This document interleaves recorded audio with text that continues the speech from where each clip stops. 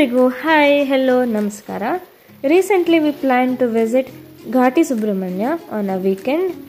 ಸುಮಾರು 60 ಕಿಲೋಮೀಟರ್ಸ್ ದೂರದಲ್ಲಿದೆ ಬೆಂಗಳೂರಿಂದ. ಅದರಲ್ಲೂ ಹೆಬ್ಬಾಳದಿಂದ ನಾವು ಹೊರಟಿರೋದು.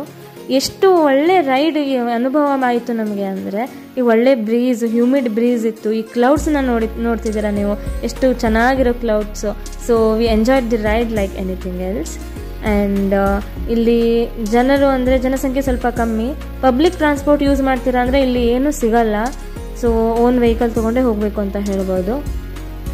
Temple is in Doddaballapur taluk. Temple ಬಗ್ಗೆ ಸ್ವಲ್ಪ ತಿಳ್ಕೊಳ್ಬೇಕು ಅಂದರೆ, ಇದು ತುಂಬ ಹಳೆಯದಾದ ಹಿಸ್ಟ್ರಿ ಹೊಂದಿರುವಂಥ ಟೆಂಪಲ್ಲು. ಸುಮಾರು 600 ವರ್ಷಕ್ಕಿಂತ ಇನ್ನೂ ಜಾಸ್ತಿ ರೆಕಾರ್ಡ್ ಇದೆ ಇದ್ರದ್ದು.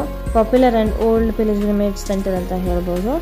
And the uniqueness of this temple is that the primary deity Lord Kartikeya is found together with Lord Narasimha. ಅಂದರೆ ಮೈಥಾಲಜಿ ಪ್ರಕಾರ both idols are believed to have emerge from the earth. ಉದ್ಭವ ಮೂರ್ತಿಗಳು ಇಲ್ಲಿರುವವು.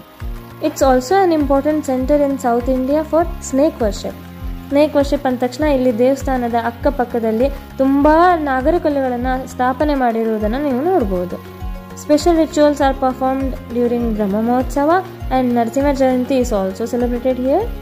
The idol of Lord Kartikeya with a 7-headed cobra is made from a single stone. It faces eastwards while the Lord Narasimha faces westwards.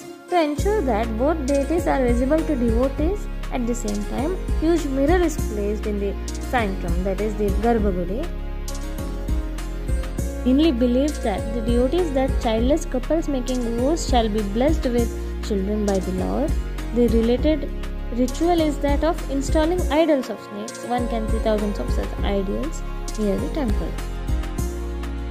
ಮಧ್ಯಾಹ್ನ ಅಲ್ಲೇ ದೇವಸ್ಥಾನದಲ್ಲಿ ಊಟ ಇರುತ್ತೆ, ಒಳ್ಳೆಯ ಪ್ರಸಾದ.